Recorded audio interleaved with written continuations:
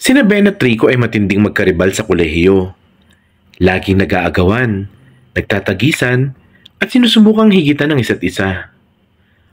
Ngunit sa likod ng kanilang biruan at kompetisyon, ay unting-unti nabubuo ang isang koneksyon na hindi nila inaasahan.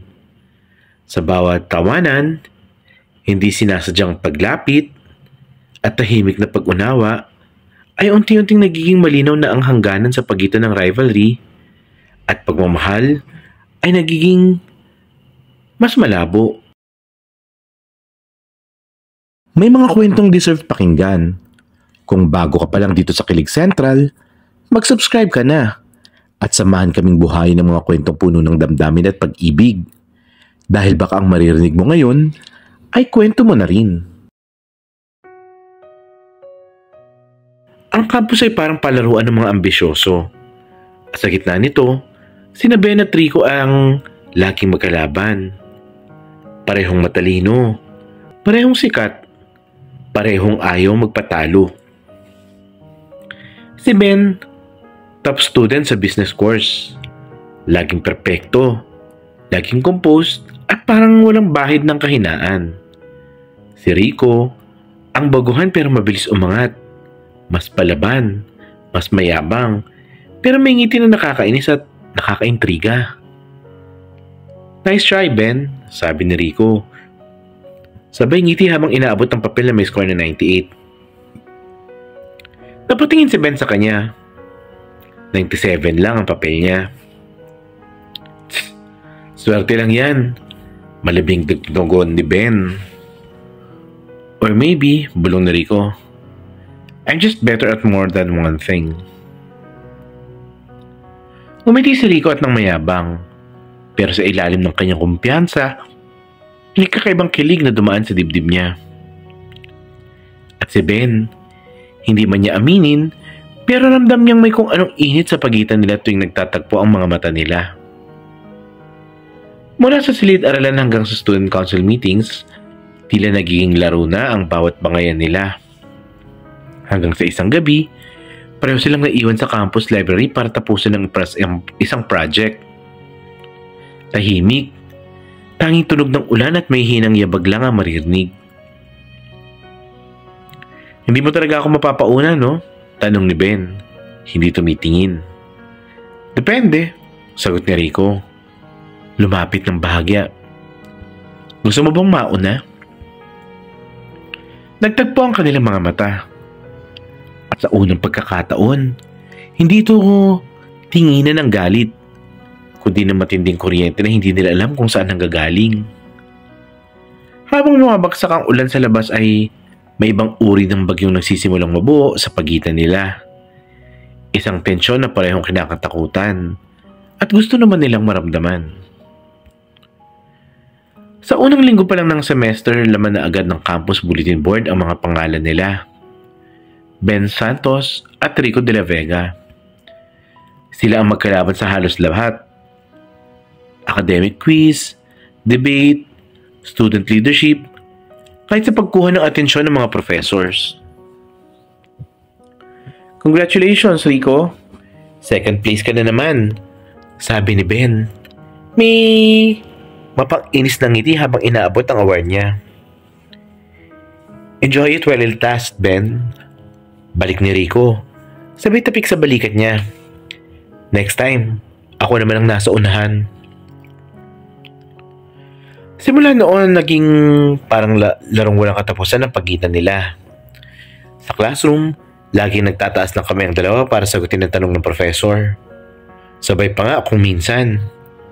Sa mga group work, laging magkasalungat ang opinyon at palaging nag-aagawan kung sino ang mas tama. Alam mo, kung may award sa pagiging competitive, panalo ka siguro, sabi ni Ben habang naglalakad palabas ng room. Ngumiti si Rico. At least masaya, may thrill. Imagine mo kung wala ako, ang boring siguro ng buhay mo. Napahinto si Ben.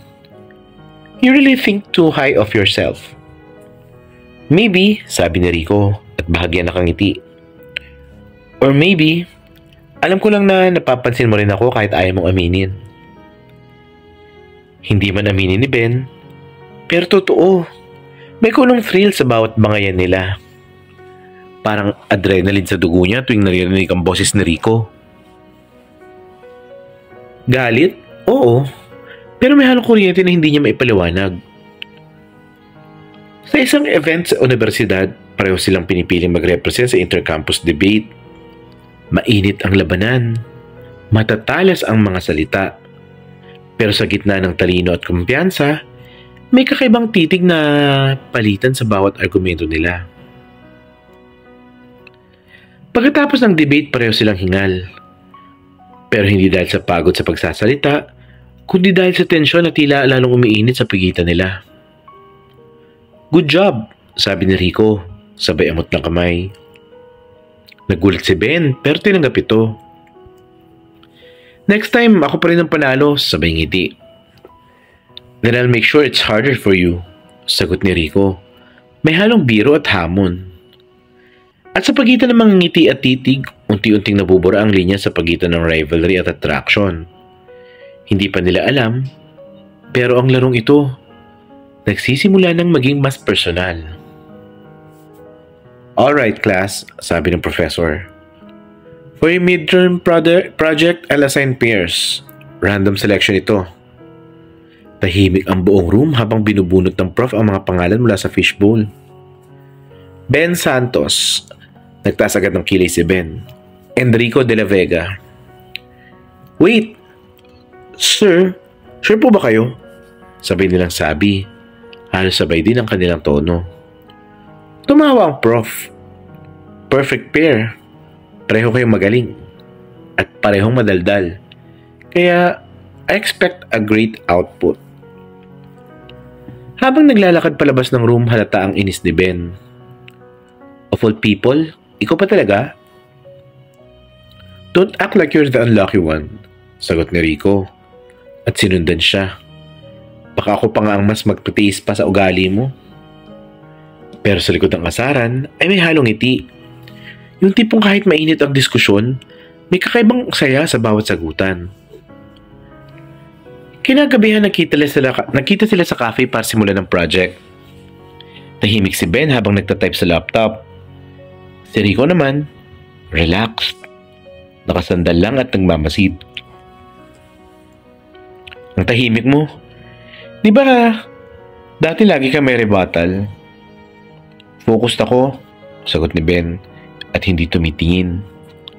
Focused, huh? Lumapit si Rico.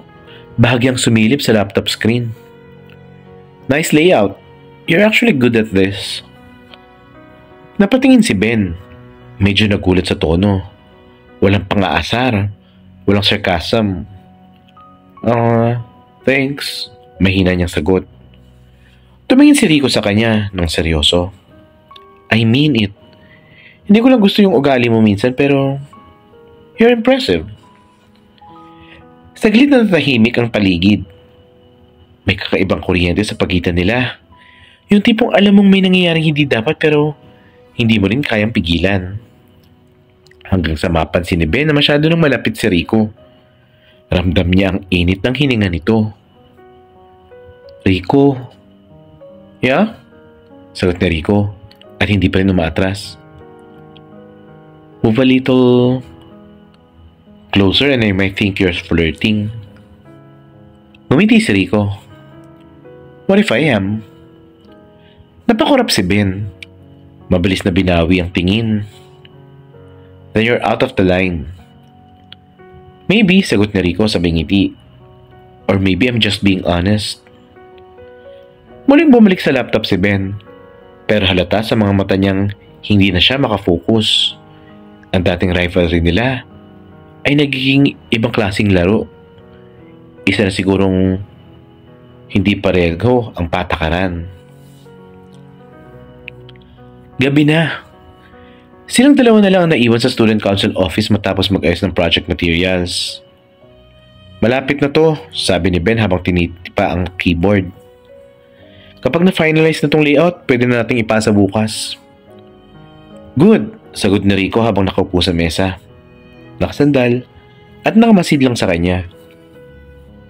Hindi ko alam kung matatawa ako, may inis. Kasi mas masaya pala pag kasama kita.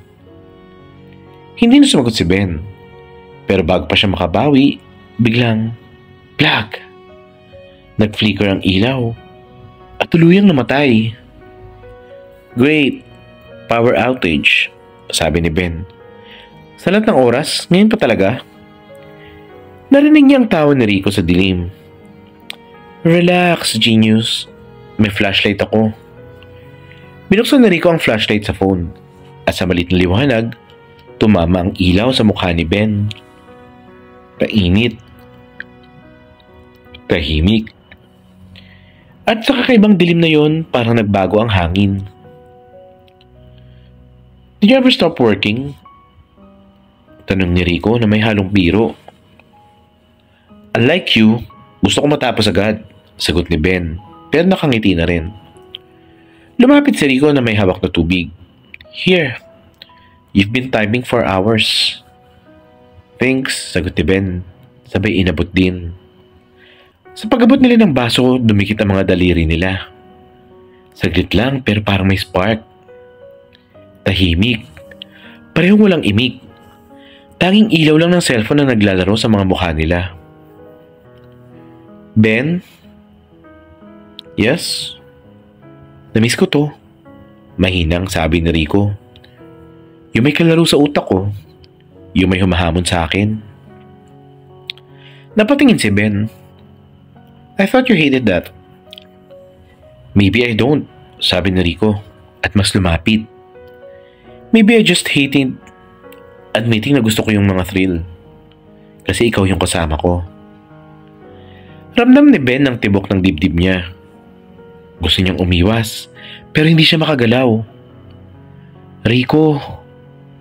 Shh, mahinang sabi ni Rico. Let's just stop pretending for a minute. Lumipas ang ilang segundo ng katahimikan hanggang sa marinig nila ang click ng ilaw na muling bumalik. Nagliwanag ang buong kwarto. Agad na umatras si Ben at pilit na ibinalik ang normal na tono. We should finish this, sabi niya na nanginginig ang boses. Ngumiti si Rico sabay bulong. Sure, but you felt that too, right? Hindi sumagot si Ben. Pero sa ngiti sa labi niya, malinaw naman ang kasagutan. Excited ang buong department sa annual team building ng universidad. Assigned pairs will share rooms, sabi ng coordinator. At gaya ng tadhana ng mga hilig magbiro, muling magkapareha si Ben at Rico. Seriously? Sabi ni Ben habang nag-aayos ng mga gamit. Wala na bang ibang room? Ngumiti lang si Rico. Baka destiny yan. Baka gusto niyang magkaintindihan tayo sa wakas. O gusto mo lang akong asarin, balik ni Ben sabay irap. Alam ko nakarelate ka sa mga kwento dito. Baka naman pwedeng magpalamig sa'yo. Oo, ikaw. Sino pa ba eh? Dadalawa lang naman tayo dito. Pa-isang click naman ng subscribe button para una kang makakinig ng mga kwento namin. At syempre, kung nagustuhan mo, palike na rin. Salamat! Habang tumatakbo ang araw, nakakaroon ng mga team activities, obstacle courses, games, and challenges. Syempre, laging magkalaban sina Ben at Rico. Pero sa bawat tawanan at sigawan, may mga sulyap na hindi maipaliwanag. Kinagabihan pagod silang dalawa sa kwarto. Tahimik. Tanging tunog lang ng aircon ang maririnig. Hey! Basag ni Rico sa katahimikan. You were good today. Napatingin si Ben mula sa kama. Sa game? Sa lahat, sabi ni Rico. You're always trying to so hard. It's admirable. Bahagyang natawa si Ben. Coming from a rival? That's new, huh? I never said I hated you, sabi ni Rico, at nakahiga na rin. Maybe I just didn't know how to deal with someone who actually challenges me. Tumahimik uli. Tapos sabi silang napatingin sa isa't isa. Isang kama lang pala ang naiwan dahil may sira ang kabilang kama. "Don't tell me we're sleeping here together," sabi ni Ben. Nanlalaki ang mga mata. "Alis gusto mong sasahig ako," biro ni Rico. Pero may bahagyang seryosong ngiti. "I don't mind sharing, promise." Napilitan si Ben. "Fine. Pero walang gagalaw, okay?" "Oo," sagot ni Rico. Sabay bagsak ng unan. Habang tumatagal ng gabi, hindi makatulog si Ben. Ramdam niya ang init ng katawan ni Rico sa tabi niya. Hanggang sa maramdaman niya ang bahagyang paggalaw nito. "Ben," mahinang sabi ni Rico. "Huh? I'm not doing anything. I just can't sleep." Lumingon si Ben at doon niya nakita ang mukha ni Rico sa ilaw ng lampshade. Relaxed, vulnerable, at sa unang pagkakataon, hindi niya ito nakita bilang kalaban, kundi bilang taong totoo. "Rico," bulong niya. "Yeah?" "Huwag kang gagalaw," sabi ni Ben, pero hindi rin siya umatras. Sobrang lapit na nila. Halos magdikit na ang hininga. Walang nagsasalita, walang kumikilos. Pero malinaw sa pagitan nila na may nangyayaring hindi maipapaliwanag. At bago pa man mangyari pa, ay tumalikod si Ben. "We should sleep." Ngumiti si Rico sa dilim. "Sure. Pero admit it, you didn't want me to move away." Walang sagot. Pero sa ngiti ni Ben na hindi maitago, alam na ang sagot. Kinabukasan maagang nagising si Ben. Nakita niyang mahimbing pa ang tulog na si Rico. Nakatagilid at nakangiti pa. For a second ay napahinto siya. Ang tahimik, ang ganda ng umaga, at siya pang katabi ko. Pero agad niyang tinabing ang sarili. "Ano ba, Ben? Focus," bulong niya. Tumayo siya at nagkunwaring abala sa pag-ayos ng gamit. Ilang minuto pa ay nagising si Rico. "Good morning," sabi niya. Paos pa ang boses. "Good morning," balik ni Ben at hindi tumitingin. Tahimik silang dalawa. Yung tipong parehong may gustong sabihin pero walang may lakas ng loob na magsimula. Habang kumakain ng almusal kasama ang team ay palagi nagkakatinginan ng dalawa. Minsan sabay pagkukuha ng juice, sabay bibitaw, sabay ngiti. "Awkward much?" Tanong ng isang kaibigan nila, sabay tawa. Ngumiti lang si Rico. "Just teammates doing great last night." Mabilis na nag-init ang pisngi ni Ben. "Rico! Relax," sabi ni Rico sabay kindat. "Wala akong sinasabing masama." Pag-uwi ng lahat sa hapon, naiwan silang dalawa sa bus stop dahil parehong naghihintay ng sundo. Tahimik. Hangin lang ang maririnig. "Hey," basag ni Rico. "About last night?" "Nothing happened," mabilis na sagot ni Ben. Ngumiti si Rico. "Yeah, I know. But something almost did." Tumingin si Ben sa kanya. "Why do you keep doing that?" "Doing what?" "Making me confused." Lumapit si Rico ng dahan-dahan. "Because maybe I'm confused too," sabi niya. "I thought I just wanted to win against you.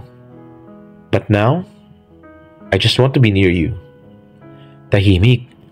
Parang tumigil ang oras. "Rico, don't say anything," bulong niya. "Just let the moment be what it is." Saglit sila nagkatitigan. Parehong alam na mali kung ano ang nararamdaman pero parehong hindi nila gustong pigilan. Hanggang dumating ang bus at sabay silang natauhan. "See you tomorrow," sabi ni Rico nang nakangiti. "Yeah," mahinang sagot ni Ben, pero latang mabigat ang dibdib. Habang naglalakad si Ben papasok sa bus ay napangiti siya. Halos pero hindi pa. At sa mga mata nila, malinaw na ito ay simula ng isang bagay na hindi na nila maitatago. Matapos ang finals game ay panalo ang team. Masigla ang lahat. Sigawan, tawanan at mga yakap ng tagumpay. Pero sa gitna ng ingay ay tahimik lang sina Ben at Rico. Parehong nakatingin sa isa't isa mula sa kabilang mesa. Parehong may gustong sabihin pero natatakot kung saan hahantong. Cheers! Sigaw ng coach sabay taas ng baso. Para sa panalo! Sigaw ng lahat. Tumayo si Rico at lumapit kay Ben at tinaas ang baso. To my rival, sabi niya nang nakangiti. To the one who made me better. Ngumiti si Ben pero halatang may halong kaba. To my biggest headache, sabay ngiti rin. Nagtawanan ang buong team. Pero nang magtagpo ulit ang mga mata nila, ibang klaseng init ang sumiklab. Hindi lang dahil sa alak, kundi dahil sa tagal nilang pinipigilang damdamin. Pagkatapos ng kasiyahan, unti-unting nagsiuwian ang lahat. Hanggang sila na lang ang naiwan. Sina Ben at Rico, magkatabi sa terrace ng bar. Tahimik na pinapanood ang mga ilaw ng syudad. Hindi pa rin ako makapaniwala, sabi ni Ben. Panalo tayo. Yeah, sagot ni Rico. Pero parang may kulang. Ha? Kulang saan? Kulang kasi hindi pa kita nasasabihan kung ano yung totoo. Napatigil si Ben. Huminga ng malalim si Rico at seryoso ang muka. Ben, all this time, akala ko gusto ko lang talunin ka. Pero nung nagtagal, tayo sa training, sa bawat away, sa bawat tawanan, napansin ko, hindi lang pala yung laro ang gusto kong makuha. Tumingin siya ng diretso sa mga mata ni Ben. Ikaw pala. Tahimik muli. Tanging may hinang tunog ng gitara mula sa loob ng bar ang maririnig. Rico, mahina ang boses ni Ben. Hindi mo alam kung anong pinapasok mo. Alam ko, sagot ni Rico. At handa na ako. Lumapit siya dahan-dahan hanggang halos magdikit ang kanilang mga mukha. Ramdam ni Ben ang init ng hininga ni Rico sa malamig na gabi. Hindi agad siya gumagalaw. Parang hinahabol ng bawat segundo ang tibok ng puso niya. Hanggang sa marahang itinapat ni Rico ang kamay niya sa pisngi. Kung ayaw mo, sabihin mo lang, bulong ni Rico. Pero hindi pa rin nagsalita si Ben. Bagkus, ipinikat niya ang kanyang mga mata. At sa sandaling yun, naglapat ang kanilang mga labi. Isang halik na matagal nang hinihintay ng damdamin nila. Mahina pero punong-puno ng apoy. Banayad at totoo. Pagkatapos parehong napatawaan ng mahina. Finally, sabi ni Rico. No more rivalry. Ngumiti si Ben at namumula. Sige, pero wag kang laging late sa training. Depende, sabay kindat ni Rico. Kung may reward sa dulo. Sabay silang tumawa at sa ilalim ng mga ilaw ng syudad ay wala na yung tinatawag nilang rivalry, kundi dalawang pusong natagpuan ang isa't isa sa gitna ng laban. Ilang linggo na ang lumipas mula ng gabing yun. Sa eskwelahan, walang nakakaalam sa nangyari kina Ben at Rico. Sa harap ng iba, sila pa rin ang magkaribal. Pero sa likod ng bawat sarkastikong ngiti, may lihim na sulyap na puno ng lambing. Hoy Santos, tawag ni Rico habang inaabot ang bola na sa gym. Anong problema? Sagot ni Ben. Kunwari walang emosyon. Wala. Gusto ko lang marinig yung boses mo. Sabay kindat ni Rico. Ewan ko sa'yo, sabi ni Ben. Pero hindi rin mapigilang umiti. Pagkatapos ng training, magkasabay silang lumabas ng campus. Tahimik silang naglakad sa ilalim ng araw. Hindi tulad ng dati, walang tensyon at walang inggitan. May halong saya, pero may halong takot rin. Ben, sabi ni Rico. At seryoso ang tono. Anong balak natin? Napahinto si Ben. Anong ibig mo sabihin? Ito, tayo. Alam kong mahirap. Pareho tayong nasa team. May mga mata sa paligid. Baka hindi pa ito yung tamang panahon. Tumango si Ben. Tama ka. Pero minsan, hindi naman kailangan laging may label. Ang mahalaga, totoo yung nararamdaman natin. Ngumiti si Rico at bahagyang hinawakan ang kamay ni Ben. Saglit lang. Mabilis pero puno ng kahulugan. Hindi ko alam kung saan hahantong to, Ben, sabi niya. Pero kung sa akin ka hahantong kahit sa dulo ng lahat ng to, sapat na yon. At sa gitna ng liwanag ng araw, pareho silang ngumiti. Hindi dahil sa kakatiyakan, kundi sa pag-asa. Walang halik, walang dramatikong yakapapan, walang official na pagtatapos. Pero may mga mata ang nagkakaintindihan at dalawang pusong nagdesisyong hintayin ang tamang panahon. Minsan, hindi kailangan tapusin ang kwento para malaman mong totoo ito. May mga pagmamahalan na nagsisimula sa kompetisyon, lumalalim sa pag-unawa, at natututong maghintay. Dahil ang tunay na koneksyon, hindi kailangang madaliin o pagsigawan. Sapat na ang malaman mong sa dami ng laban sa buhay, may isang tao kang kakampi, kahit palihim lang. May mga kwentong deserve pakinggan. Kung bago ka pa lang dito sa Kilig Central, mag-subscribe ka na at samahan kaming buhayin ng mga kwentong puno ng damdamin at pag-ibig. Dahil baka ang maririnig mo ngayon ay kwento mo na rin.